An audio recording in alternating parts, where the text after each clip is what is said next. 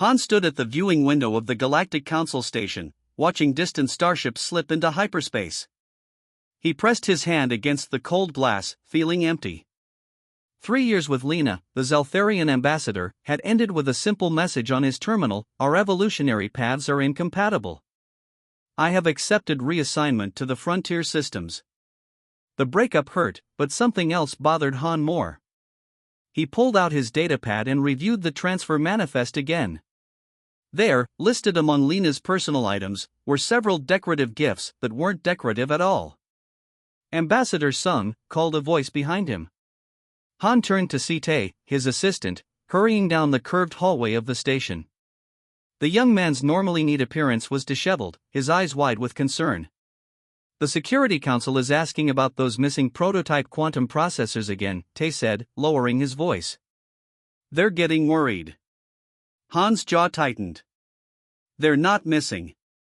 They're with Ambassador Lena. Along with the encrypted Earth defense algorithms." Tae blinked in surprise.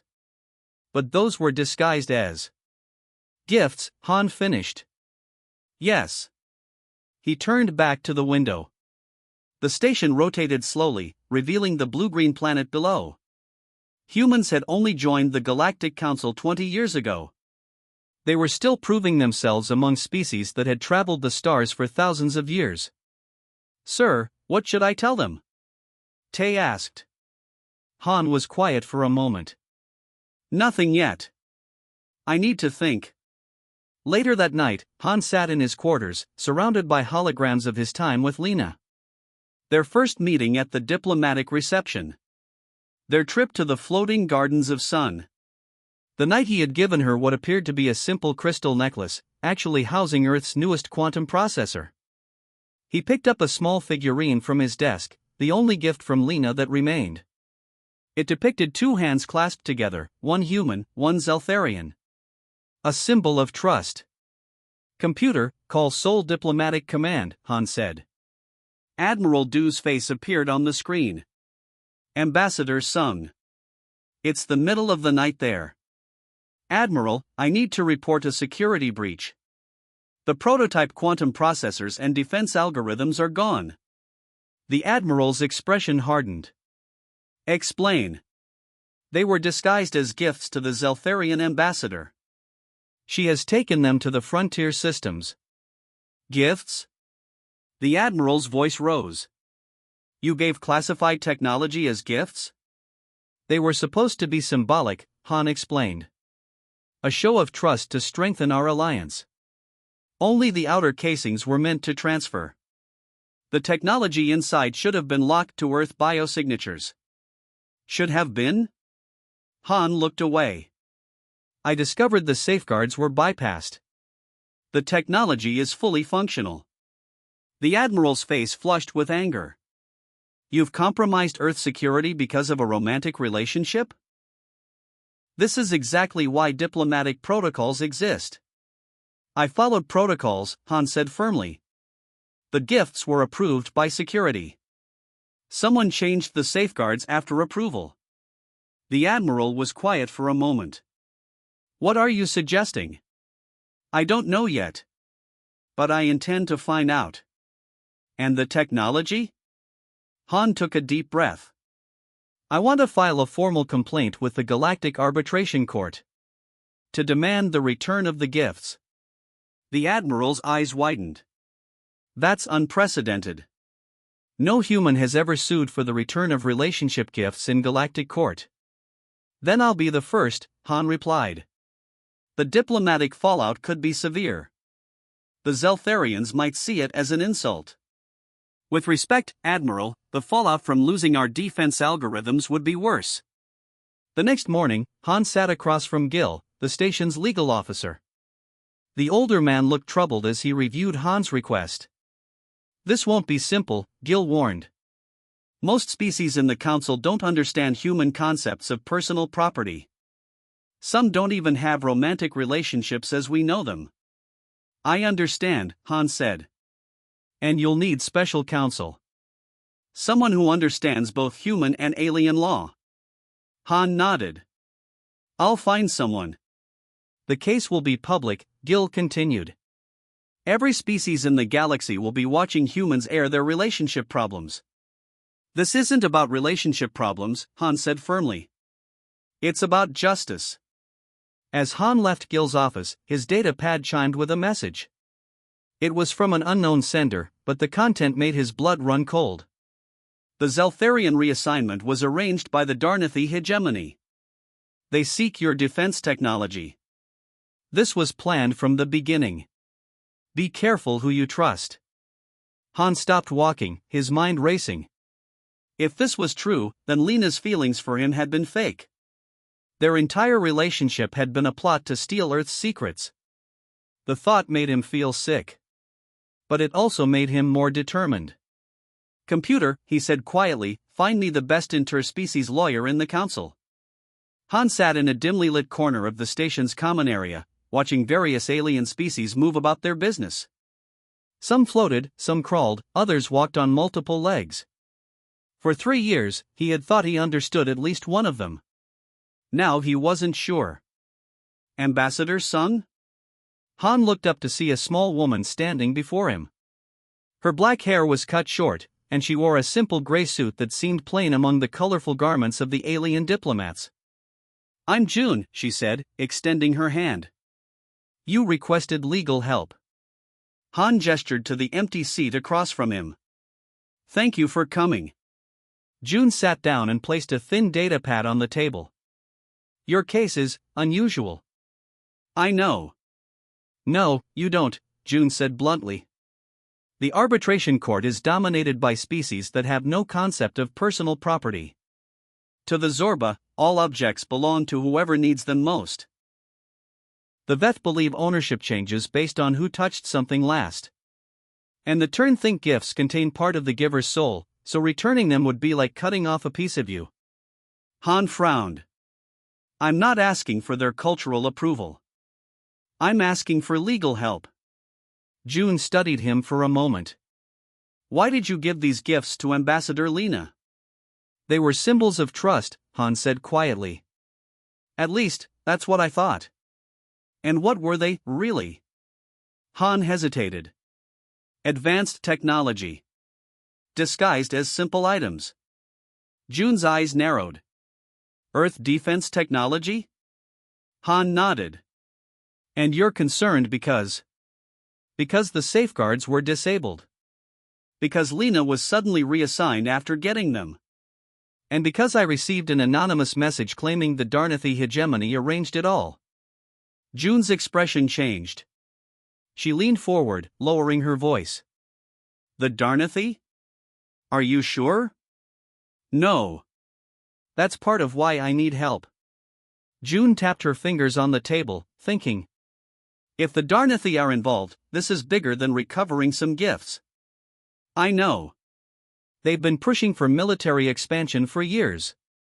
They opposed human membership in the council from the beginning. Han nodded. They see us as a threat. Or an opportunity, June countered. Human technology is different from other species. You solve problems in ways they don't expect. A soft chime sounded from June's data pad. She glanced down and frowned. What is it? Han asked. Earth Command has issued orders. You're to drop this case immediately. Han felt his stomach sink. They can't do that. They're your superiors. They can and they did. June showed him the screen. They're afraid of diplomatic fallout. Han read the message with growing anger. They don't understand what's at stake. Maybe they do, June suggested. Maybe they think confronting the Darnathi is too dangerous. Or maybe someone at command is involved. Han stood up, pacing the small space. This goes beyond protocol violations.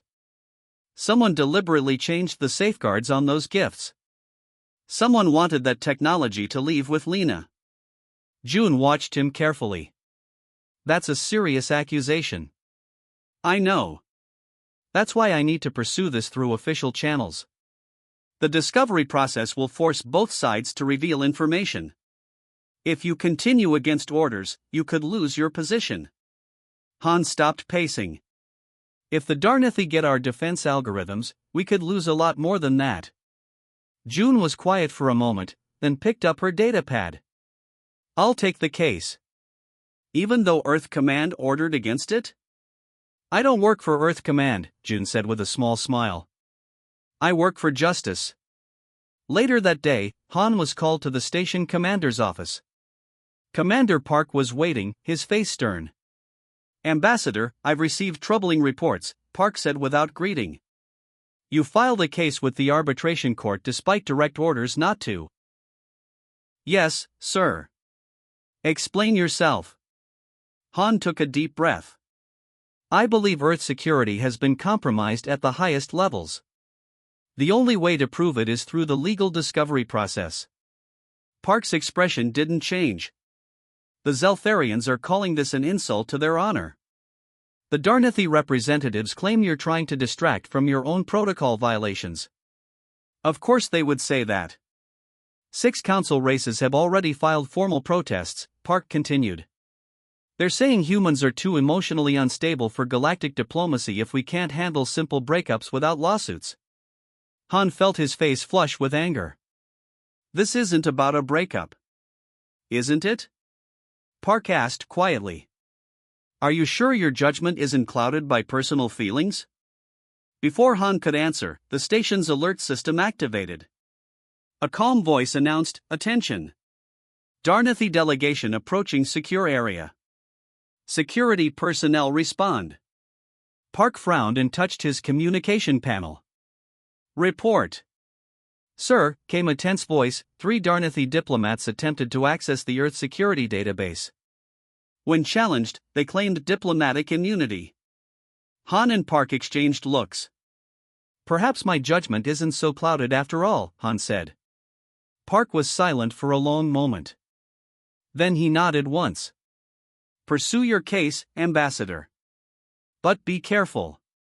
The Darnithi aren't known for their patience, or their mercy. As Han left the office, he received another anonymous message. The trial begins tomorrow. Watch for friends among enemies, and enemies among friends.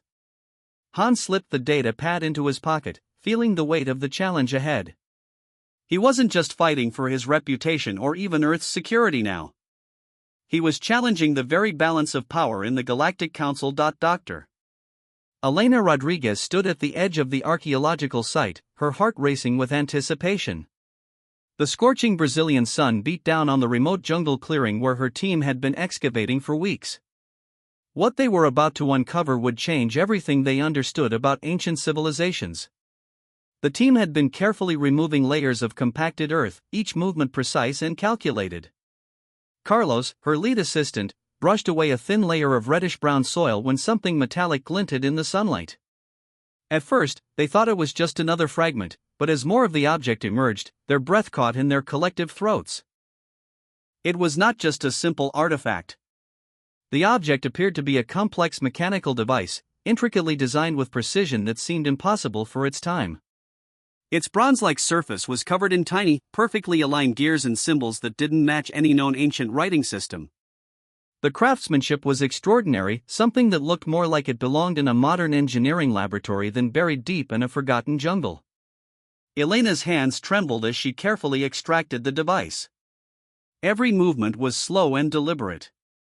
Years of archaeological training had taught her that rushing could destroy centuries of history in an instant. The team watched in complete silence, understanding the magnitude of the moment. Initial measurements suggested the device was at least 2,000 years old, predating any known technological civilization in the region. Its complexity was shocking. Tiny interconnected mechanisms suggested an understanding of mechanical engineering that shouldn't have existed during that historical period. This changes everything, whispered Carlos, his eyes wide with disbelief. The device seemed to challenge everything they knew about human technological development. How could something so advanced exist in a time when most societies were considered primitive? Carbon dating and preliminary scans confirmed their initial assessment. The device was genuine, and its age was consistent with their initial observations. It wasn't a modern replica or a forgery, it was real, ancient, and completely unexplained. News of the discovery spread quickly through scientific circles. Researchers from around the world wanted to study the mysterious artifact. Universities and research institutions began requesting access, offering substantial funding and resources to unravel its secrets. But Elena knew there was more to this discovery than just scientific curiosity. The device held secrets that could rewrite human history. Its intricate design suggested a level of technological sophistication that was generations ahead of its time. Who created it? Why was it hidden? What knowledge did it represent? Days turned into weeks of careful examination. Specialized equipment was brought in to analyze every microscopic detail. Each new finding raised more questions than answers. The device seemed to have components that suggested advanced astronomical calculations, mechanical complexity that rivaled modern precision instruments, and symbolic language that defied current understanding. The team worked tirelessly, documenting every detail. Photographs, 3D scans, and extensive notes were compiled. They knew they were on the brink of something extraordinary, a discovery that could potentially challenge fundamental assumptions about human technological progress. As nights fell in the research camp, conversations buzzed with theories and speculations. Some team members suggested advanced ancient civilizations, while others proposed more exotic explanations involving potential external influences. Elena remained scientifically cautious but internally excited. The mysterious device became the center of intense global interest. Documentaries were planned, research grants were written, and academic papers were being prepared. What had started as a routine archaeological expedition had transformed into a potential watershed moment in human understanding. Elena looked at the artifact one more time before carefully placing it in a secure protective case. She knew that this was just the beginning of a long journey of discovery. The small mechanical wonder represented more than just an archaeological find, it was a window into a past far more complex and mysterious than anyone had ever imagined. The jungle seemed to hold its breath, as if guarding the secrets of this extraordinary discovery that would soon change the world's perspective on human history forever. The courtroom buzzed with tension as Dr. Elena Rodriguez sat quietly at the defendant's table. Her discovery of the ancient mechanical device had turned from a scientific breakthrough into a legal nightmare. Prosecutors claimed she had falsified research and fabricated evidence, threatening to destroy her entire career. The case had attracted international attention. Scientists, journalists, and researchers from around the world watched the proceedings carefully. Elena's reputation was on the line, and so was the credibility of her groundbreaking archaeological discovery. Professor James Hartford, the lead prosecutor, paced before the jury with calculated movements. He was determined to prove that Elena had committed scientific fraud. His sharp eyes scanned the courtroom, looking for any weakness in her story. Dr. Rodriguez fabricated evidence to create a sensational story, Hartford declared. Her so-called discovery is nothing more than an elaborate hoax designed to gain fame and research funding. Elena remained calm. She knew the truth was on her side. The device had been thoroughly examined by multiple independent laboratories. Multiple scientific teams had confirmed its authenticity, but the prosecution was trying to discredit her entire work. Her lawyer, Martin Rivera, presented a strong defense. He brought forward expert witnesses who testified about the device's unique characteristics. Each expert confirmed that the artifact was genuine and represented a significant historical find. The trial became more than just a legal battle. It was a fight about scientific integrity, intellectual courage, and the boundaries of human knowledge. Elena represented every researcher who had ever challenged existing understanding. Witnesses from various scientific institutions provided testimony. They explained how the device challenged current archaeological and technological assumptions. Its complexity suggested that ancient civilizations might have been far more advanced than previously believed. Each day of the trial brought new revelations. Expert after expert confirmed the device's authenticity. They showed how its mechanical design was consistent with genuine ancient technology, not a modern fabrication. Professor Helena Chen, a renowned archaeotechnologist, provided crucial testimony. She explained how the device's intricate mechanisms suggested a level of engineering knowledge that was remarkable for its time. Her detailed analysis left little room for doubt. The prosecution tried multiple strategies to discredit Elena. They questioned her research methods, her funding sources, and her personal motivations. But Elena remained composed, answering each question with scientific precision and clarity. Carlos, her lead assistant, became a key witness. He described in detail how they had discovered the device, the careful excavation process, and the subsequent scientific examinations. His testimony was calm, professional, and compelling. Media coverage was intense. Newspapers and scientific journals followed every detail of the trial. Some supported Elena, while others remained skeptical. The scientific community was divided, with passionate debates happening in research institutions worldwide. As the trial progressed, it became clear that this was more than just a legal case. It was a battle about how society understands scientific discovery. Elena represented those brave researchers who challenge existing knowledge. The jury listened carefully to complex scientific testimony. They were ordinary people asked to understand extraordinary claims about ancient technology. The case was complex, with technical details that challenged their understanding of history. On the final day of the trial, the atmosphere was electric. Everyone knew that the verdict would have significant implications for scientific research and archaeological understanding. When the jury returned, complete silence fell in the courtroom. The foreman stood, holding the verdict document. 12 pairs of eyes focused intently on Elena, waiting to hear her fate. "We find the defendant, Dr. Elena Rodriguez, not guilty of scientific fraud," the foreman announced. The courtroom erupted in applause. Elena's colleagues hugged her, tears of relief and joy streaming down their faces. She had not just defended herself, she had defended scientific integrity. Outside the courthouse, reporters swarmed around her. "What does this mean for archaeological research?" they asked. Elena smiled, knowing that her discovery would open up new possibilities for understanding human history. The trial was over, but the real journey of discovery was just beginning. The mysterious device would continue to challenge everything people thought they knew about ancient civilizations. The verdict in Elena Rodriguez's trial sent shockwaves through the scientific community.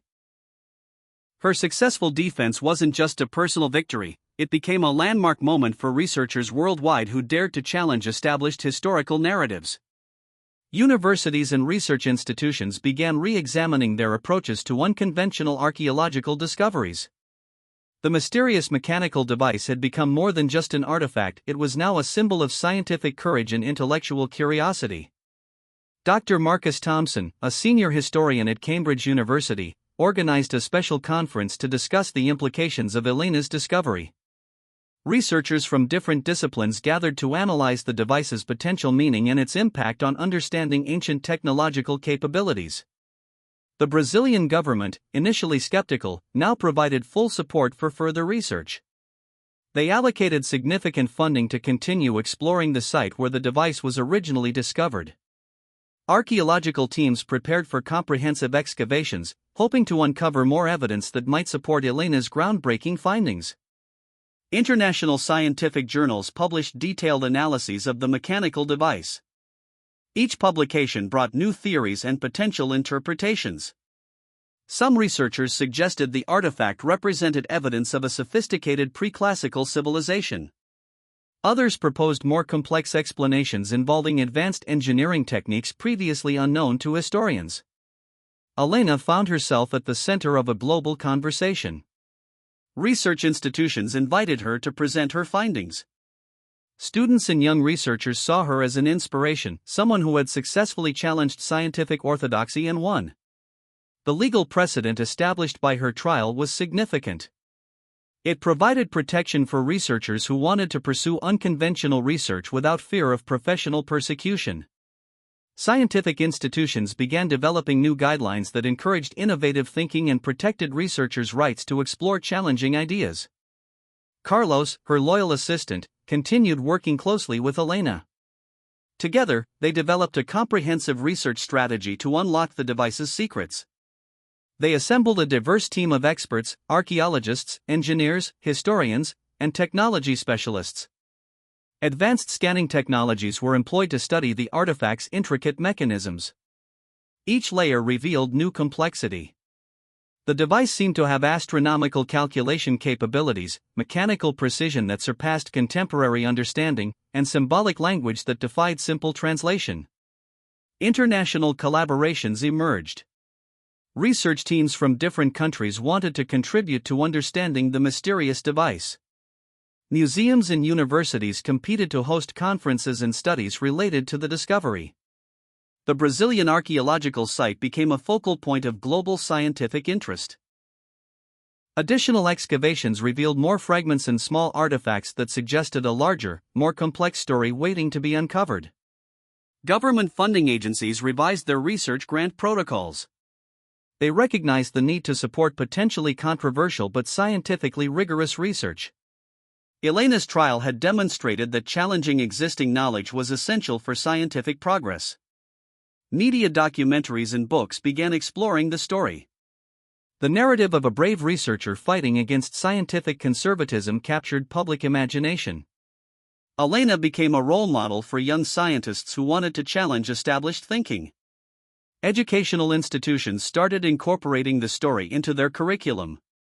Students learned about the importance of intellectual courage, scientific integrity, and the value of questioning existing knowledge. The mechanical device itself was carefully preserved. Special climate-controlled facilities were constructed to protect and study the artifact. Security measures ensured its protection while allowing controlled scientific access.